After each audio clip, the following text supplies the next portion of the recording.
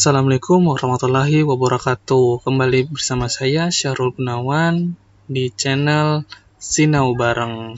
Kali ini kita akan membahas tentang rangkaian listrik di tema 3 subtema 2. Bagi kalian yang baru bergabung, silakan like dan subscribe. Jangan lupa nyalakan tombol notifikasinya agar mendapat video-video terbaru dari channel ini.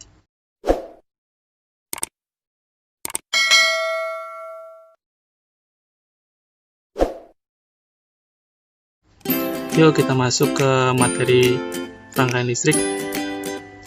Di bab ini saya membagi menjadi 2 subbab. Yang pertama pengertian rangkaian listrik, yang kedua macam-macam rangkaian listrik. Apa sih yang dimaksud dengan rangkaian listrik? Rangkaian listrik merupakan suatu lintasan yang dapat dialiri oleh muatan listrik atau arus. Sebuah rangkaian listrik terdiri dari banyak komponen listrik. Komponen-komponen tersebut terdiri atas komponen pen supply energi listrik seperti baterai dan komponen pengguna energi listrik seperti bola lampu dan resistor. Arus listrik akan mengalir dalam suatu rangkaian listrik yang setidaknya satu memiliki sumber tegangan untuk membuat arus mengalir. Yang kedua, memiliki komponen pengguna energi yang disuplai sumber tegangan dan merupakan rangkaian tertutup. Di sini kita bisa lihat tentang bentuk sederhana dari rangkaian listrik. Jika dilihat dari arus listrik yang mengalir, rangkaian listrik terbagi menjadi 2 macam, yakni yang pertama, rangkaian listrik terbuka adalah rangkaian yang tidak dialiri arus listrik karena susunannya terputus. Yang kedua, rangkaian tertutup merupakan rangkaian listrik yang susunannya tersambung sehingga dapat dialiri arus listrik. Lanjut ke macam-macam rangkaian listrik. Nah, di sini kita akan mempelajari tentang ciri-ciri rangkaian listrik, keuntungan atau kelebihan, dan kekurangan atau kerugian rangkaian listrik. Yang ketiga, pemanfaatan rangkaian listrik dalam kehidupan sehari-hari.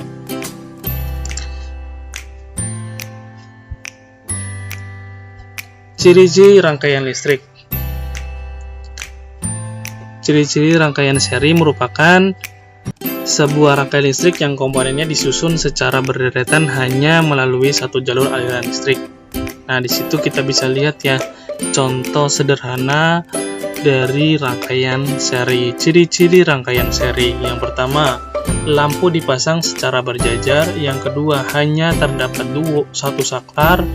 Yang ketiga, boros baterai. Yang keempat, membutuhkan sedikit kabel. Yang kelima, nyala lampu ada yang lebih terang dan ada yang redup, atau nyala lampunya tidak merata. Yang keenam, apabila ada satu lampu yang mati, maka semua lampu akan mati.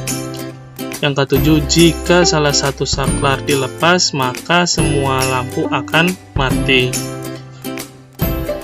Jika salah satu aliran listrik pada lampu ada yang mati, maka listrik tidak dapat mengalir sama sekali. Oke, kita masuk ke ciri-ciri rangkaian paralel. Ciri-ciri rangkaian paralel. Rangkaian paralel merupakan sebuah rangkaian listrik yang komponennya disusun secara sejajar, di mana terdapat lebih dari satu jalur listrik atau bercabang secara paralel. Nah, di sini kita bisa lihat bentuk sederhana dari rangkaian paralel. Ciri-ciri rangkaian paralel. 1. Lampu dipasang bercabang atau bersusun. Yang kedua, nyala lampu merata akan tetapi masih redup. Yang ketiga, masih ada lampu yang mati. Jika ada lampu yang mati, maka lampu yang lain masih dapat menyala. Yang keempat, listrik yang mengalir menjadi bercabang. Yang kelima, memiliki lebih dari satu saklar. Yang keenam, membutuhkan lebih banyak kabel. Yang ketujuh, apabila salah satu aliran listrik yang terputus, maka listrik masih dapat mengalir melalui jalur yang lainnya. Materinya jangan lupa dicatat ya. Setelah ini ada pertanyaan.